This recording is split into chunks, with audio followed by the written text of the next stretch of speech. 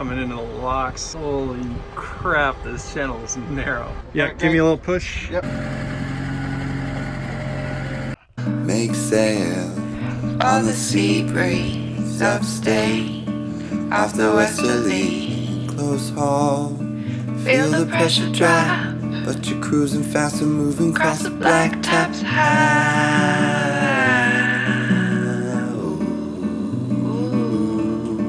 Am I too far from shore to try to radio in?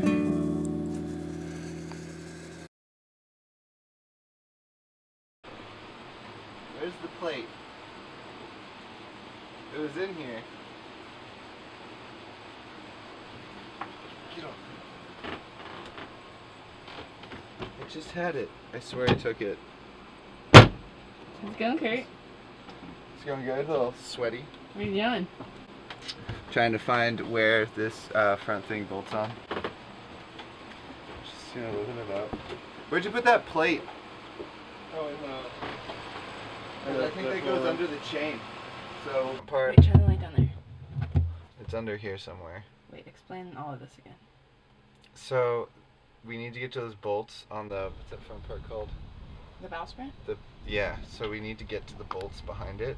We thought it was up here, so we cleared out this area, But it's not. but it's not up there. So it's down there. let's So we not- gotta pull this chain out? We don't have to pull this one out because you got the winch. Oh, what? Oh, it might be the top one.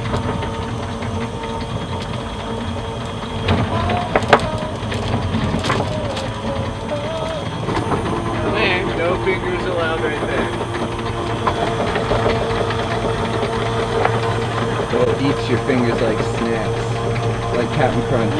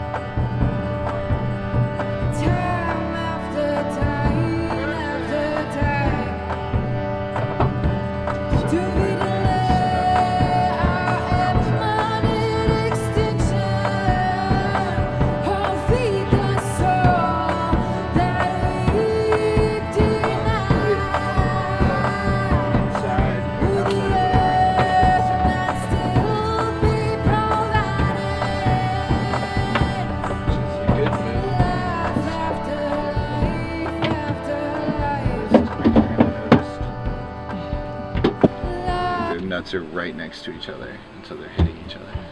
Preventing each other from turning. Yeah, Sweet. yeah. I thought that was a pretty good move. Let me take a picture. Is there a backing plate? Like this. Nice. You can't see. Yeah. So and the bolts look like they're in really good shape. Maybe throw a little bit of liquid wrench on there. A little WD. Yeah, I should have done that last night. Yeah. Let's throw some on there. Yeah, but I got this stuff's amazing. This seafoam.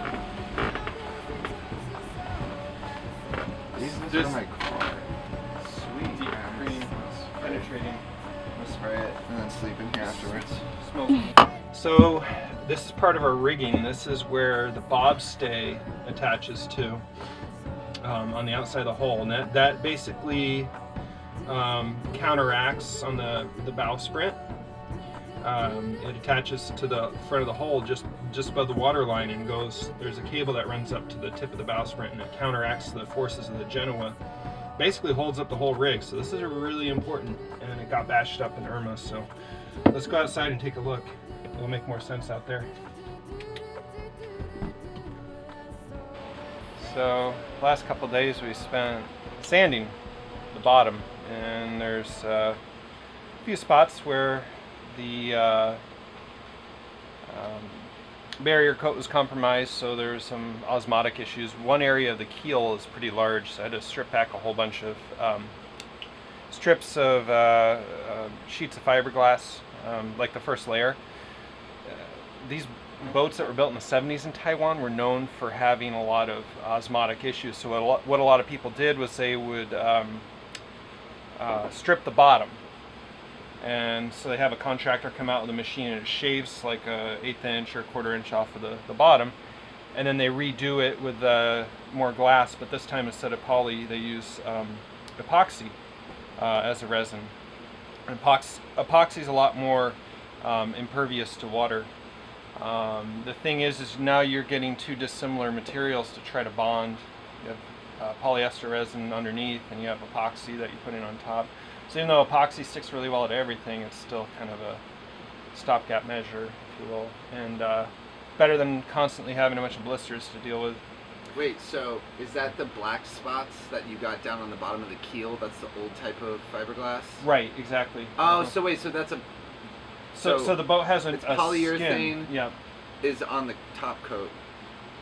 Coat underneath is The boat was built with polyester resin. polyester resin, and then the top And coat then is... there's a thin layer of epoxied on. But what I'm So finding, are we gonna have to what do I'm that? finding with that skin is some of the areas maybe they didn't mix the resin properly with the hardener, or it kicked too fast, or not well enough. Maybe there wasn't enough The temperature is too low. reactant in it. Right, because it's like kind of gooey and it smells like fresh resin.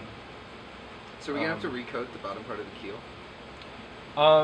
I think all we really need to do, after talking to John, he said, you can spend months in the yard and fucking around with fiberglass and Yeah, but redoing. like a coat of fiberglass on that wouldn't take that long. I mean, that's... He's saying just epoxy over it. You've got, with no glass in it. right. So Yeah. you have, inches of fiberglass underneath that. If you seal it up with an epoxy barrier coat, it should be fine.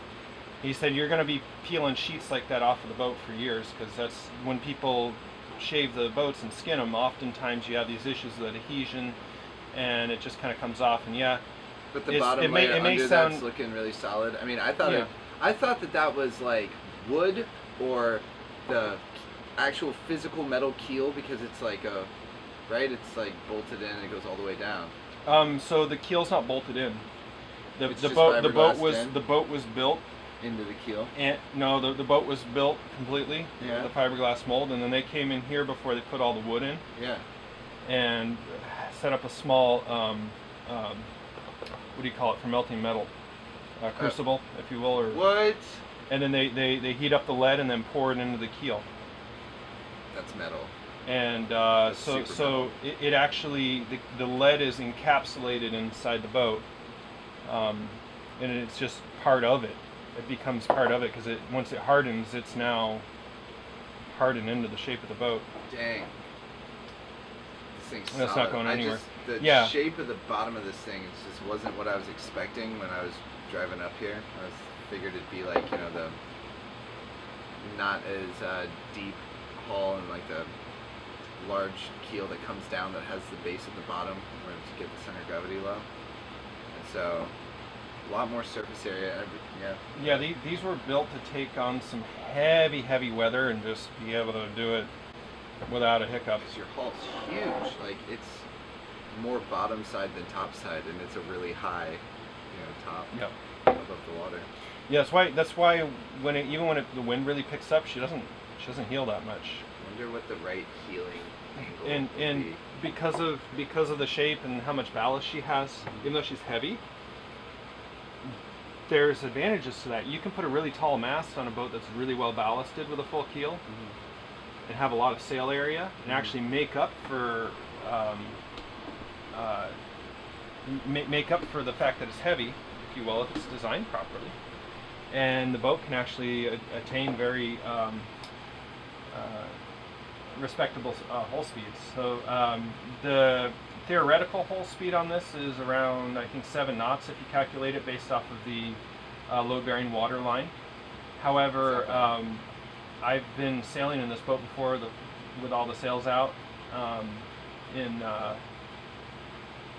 We've had it up to over 9 knots.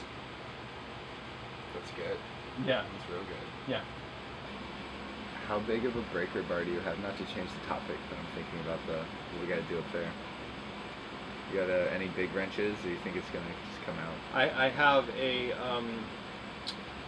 heavy-duty impact wrench and a compressor. Yes. And I also have a breaker bar that's about yay long. I like that. Yeah. I like that. So the impact's nice. We'll try the breaker bar first. The bottom one where the head's corroded off, I think we're gonna have to just get the grinder out and zing, cut the head off. And Is then there any of pull the it head through left? from the backside. Is there any head left? Just a little bit of a mushroom. Okay. Yeah, that sounds good. There's nothing to Did you get have a your tool grinder? on. I brought mine. Yeah, we're So you both have, well you have all your prepared. tools. Is it time to get sweaty again? So before we do anything with a Last drop. Ooh, sexy time with a beer bottle. It collects on the brim. Yeah, that's Alright. what she said. I'm ready. But before we start messing with the rigging though, we got to take the tension off of it. So you got to loosen up the backstay and get that bobstay slightly floppy. Use like a big monkey wrench for that? Yeah, What did you use crescent wrench. Just turn the turnbuckle. They actually had to take the backstay off to get her in the lift. So I ran a halyard down to a cleat. The guy thought I had the halyard tensioned already, and he started letting the he let go of the backstay. The mast went forward a few inches, and I'm like, oh shit! I start winching real quick. That is sketchy. Like, damn, would have been nice to have a warning. He thought I already had everything all hooked up. Our Hit- neighbor Mike gave me a back pad for when I'm on board. Oh, sweet. Hmm. Oh yeah.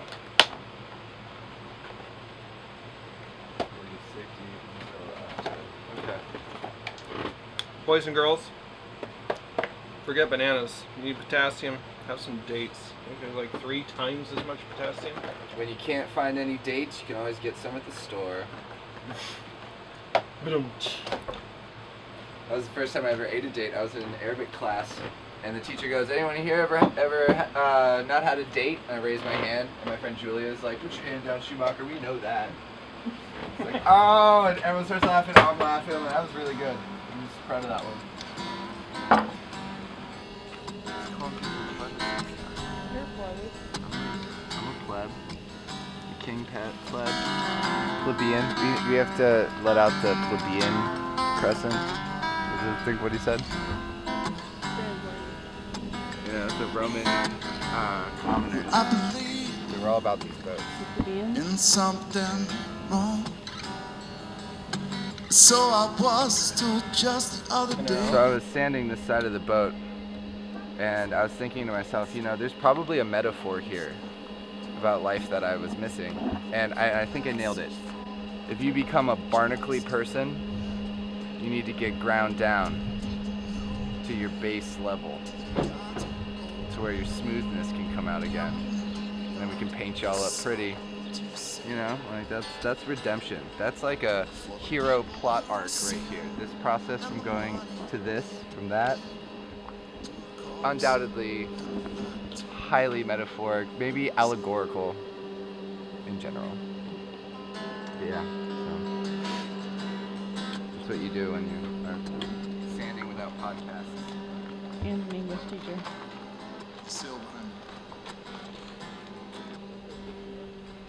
We're going today to a park or parade or fight between the young and the I brave. get ground down.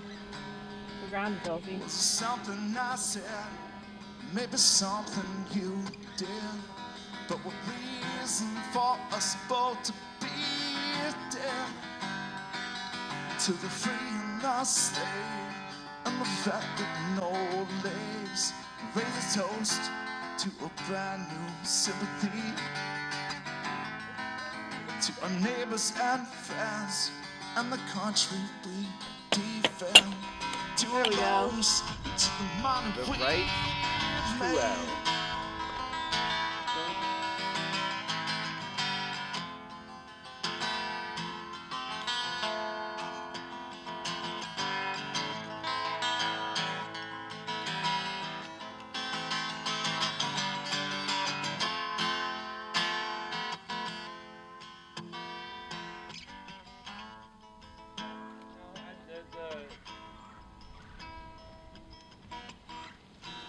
stay still.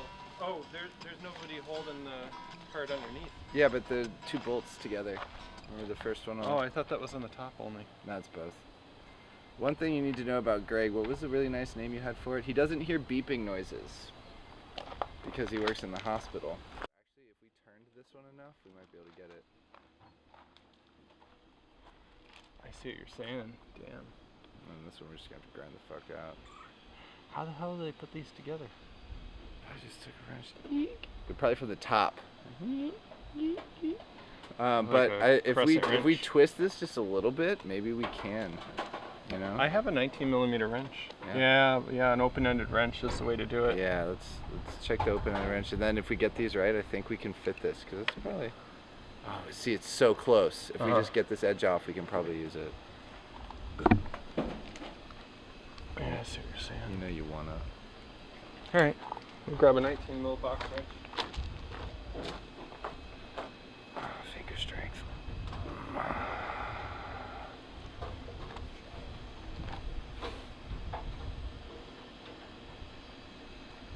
That's enough of that.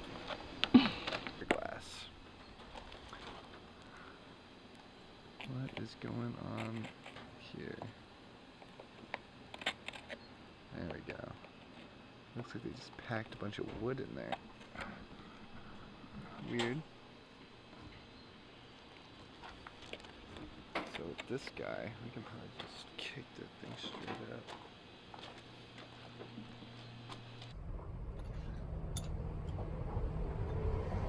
Almost there. Haha. That was actually a lot easier than I thought. Well, let's get this gnarly, nasty plate of metal to the machine shop. See, there's a bunch of stress fractures there in the stainless steel. Distance between the sets of holes aren't right. I just think a bird of prey would really be an interesting lifestyle.